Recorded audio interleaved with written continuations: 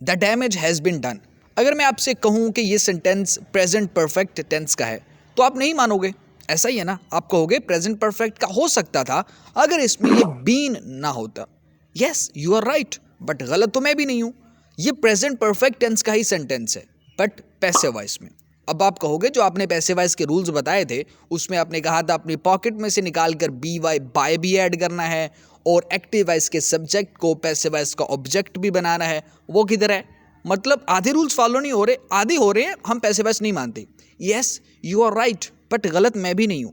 देखिए आप सोचिए पैसिव वॉइस का मेन मकसद क्या है? पैसिव वॉइस हम बनाते क्यों हैं? इसी वजह से कि जो एक्टिव वॉइस का सब्जेक्ट होता है ना, हम उसको अहमियत देना नहीं चाहते या उसकी अहमियत होती ही नहीं है।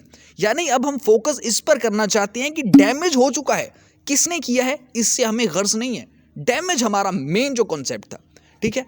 अब आप सपोज कीजिए कि इसका एक्टिव वॉइस सेंटेंस होता तो कैसा होना था? ऐसा ही होना था ना, someone has done the damage, जो कि प्रेजेंट परफेक्ट का था एक्टिव वॉइस, ठीक है। अब इसकी पैसिव वॉइस बनाते हैं। हमने कहा द डैमेज ऑब्जेक्ट जो था एक्टिव वॉइस का वो सब्जेक्ट बन गया, द डैमेज हैज बीन लग गया, डन लग गया, यहां तक ठीक है, तो सेंटेंस हमारा कंप्लीट हो गया। अब आप कहोगे बाय क्यों नहीं है? बाय इसीलिए नहीं है क्योंकि ऑब्जेक्ट हमें चाहिए ही नहीं, ऑब्जेक्ट हमारे लिए अहमियत रखता ही नहीं है, ऑब्जेक्ट हमारे लिए मर चुका है, हम उसके लिए मर गए, वो हमारे लिए मर गया, ऑब्जेक्ट नहीं चाहिए ना। The damage has been done by someone, someone से गर्ज नहीं है, हमने ये बताना था कि डैमेज हो चुका है। जब हम ऑब्जेक्ट नहीं लगाते ना पैसिव वॉइस के सेंटेंस में, तब हम बी वाई बाय का लफ्ज भी नहीं लगाते, वो ज़रूरत ही नहीं होती लगाने की। और ये सिंपल सा काम था, ये पैसिव वॉइस ही है। यानी कि ऑब्जेक्ट अगर ना हो और बी वाई बाय का वर्ड ना हो तो भी ऑब्जेक्ट हो सकता है। ऐसे बहुत सारी एग्जांपल्स डेली लाइफ में भरी पड़ी होंगी, आप ज़रा गौर कीजिए।